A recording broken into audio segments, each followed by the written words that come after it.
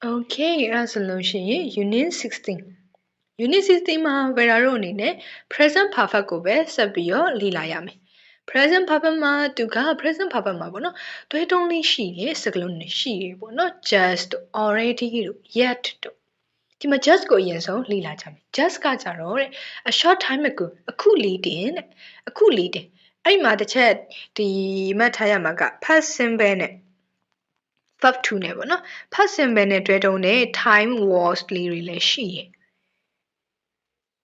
ဘယ်လိုမျိုးလဲဆိုလို့ရှိရင်ဒီ ago တို့ပြီးလို့ရှိရင်2002တို့ဒီလိုမျိုးလုံးဝ finish time တွေနဲ့တွဲတုံးတယ်ပေါ့နော်ဒီမှာဆိုလို့ရှိရင်တော့ just တို့ already တို့ yet တို့ပေါ့ present perfect မှာဆိုလို့ရှိရင်တော့ just က a short time ago အခုလေးတင်အဲ့တော့ Laura and Paul here Laura နဲ့ Paul ဒီမှာလားတဲ့ yes they've just arrived သူတို့အခုလေးတင်ရောက်တာတဲ့အဲ့ဒီမှာတခုတတိထားရမှာက main verb ရဲ့အရှိမှာ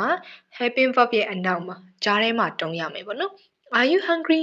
ဘိုက်စာနီလားတဲ့ No I've just had dinner အခုလေးတင်ညစာစားပြီးရ main verb ရဲ့အရှိ helping verb ရဲ့အနောက် Is Tom here Tom ဒီမှာလားတဲ့ No I'm afraid he's just gone သူအခုလေးတင်အိမ်ပြန်သွားတာတဲ့အဲ့ဆိုလို့ရှိရင် already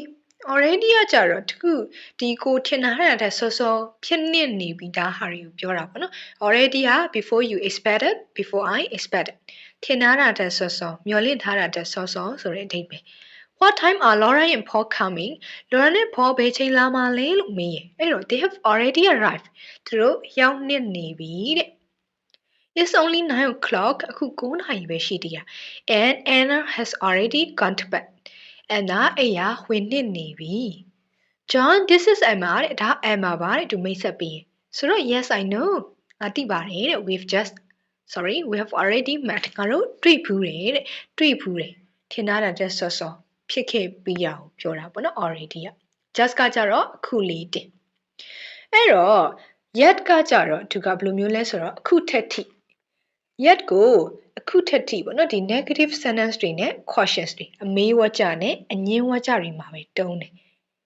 yet is usually at the end sentence ရဲ့နောက်ဆုံးမှာသုံးပေးရမယ်ခုန just နဲ့ already ကို main verb ရဲ့ရှေ့ helping verb ရဲ့နောက်မှာတုံးတယ် yet ကိုကြတော့ usually at the end of a sentence တစ်ခုရဲ့နောက်ဆုံးမှာ yet in negative sentences တွေမှာဘယ်လိုသုံးရမလဲ Are Laura and Paul here Laura နဲ့ Paul ဒီမှာလားတဲ့ No they haven't arrived yet အခုထက်ထိမရောက်သေးဘူးတဲ့ Does James know that you're going away ဆိုတော့ No I haven't told him yet အခုထက်ထိမပြောပြရသေး Xavier has bought a new dress but she hadn't worn it yet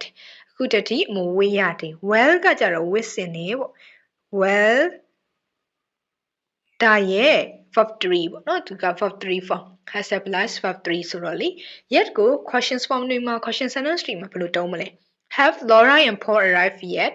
Laura နဲ့ Paul အခုထိမရောက်သေးဘူးလား No not yet အခုထိတော့မရောက်သေးဘူးတဲ့ We'll stay waiting for them ငါတို့သူတို့စောင့်နေရဲ့တဲ့ Has Nicola started her new job yet သူရဲ့အလုပ်တက်မစသေးဘူးလားအခုထက်ထိမစသေးဘူးလား No she starts next weekနောက်ပတ်စမယ်တဲ့ဒီမှာကတော့လေ future meaning နဲ့တုံးထားတာဟုတ်တယ်ဒါပေမဲ့ဒီ present simple ကိုတုံးထားတယ် present simple ကို future meaning နဲ့လည်းတုံးလို့ရတယ်ဒါတွေကိုတော့ Vera တို့နောက်ပိုင်း unit တွေမှာလေ့လာရမယ်ပေါ့နော် This is my new dress Oh it's nice have you worn it yet ဝတ်ပြီးွားရည်လားအခုတတိမဝတ်ရသေးဘူးလားဆိုတဲ့အဓိပ္ပာယ်ပေါ့နော်မေးရအဲ့တော့ just ကအခုလေးတင် already ကတခုခုကိုတင်ထားတဲ့ဆော့ဆော့ဖြစ်သွားတာမျိုးတွေမှာတုံးတယ် yet ကိုကြတော့ negative နဲ့ question sentence တွေမှာပဲတုံးတယ်အခုထက်ထိဆိုတဲ့အဓိပ္ပာယ်ရတယ်ပေါ့နော် okay အဲ့ဒါဆိုလို့ရှိရင် present perfect နဲ့တွဲတုံးလို့ရတာတွေက just already yet ဒါကိုတော့အသေးချာလေးမှတ်ထားရမယ်ပေါ့နော်အဲ့ဒါပြီးသွားပြီဆိုလို့ရှိရင် Vera တို့အနေနဲ့ပုံမှန်တိုင်း exercise လုပ်ရမယ်ပြီးရင်တော့ exercise ရဲ့ဒီ answers တွေကို PDF file ရဲ့နောက်ဆုံးမှာတွားပြီး check လုပ်လို့ရတယ်မှန်စစ်လို့ရမယ်ပေါ့နော် Vera လည်းပဲ video လေးတွေပြန်ပြီးထပ်လုပ်ထားပေးဖို့ရှိရဲ့ exercise ဆိုလို့ရှိရင် Vera တစ်ခုချင်းစီ